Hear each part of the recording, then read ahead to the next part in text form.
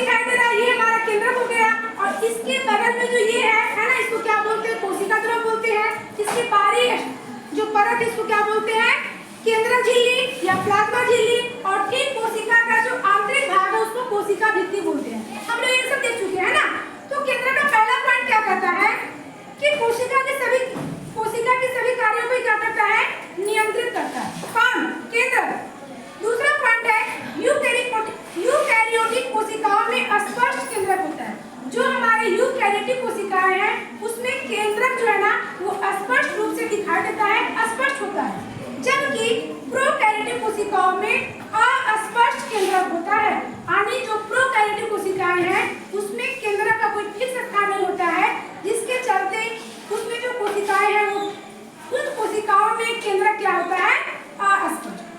अब इसका एग्जांपल देखेंगे तो हमारा यूकैरियोटिक कोशिकाओं में जो स्पष्ट केंद्रक होता है उसमें क्या आ जाएगा हमारा? जैसे अमीबा, पादप कोशिका, जंतु कोशिका। और जो प्रोकैरियोटिक कोशिका है जिसमें अस्पष्ट केंद्रक होता है उसमें आपके आ जाएंगे बैक्टीरिया वगैरह।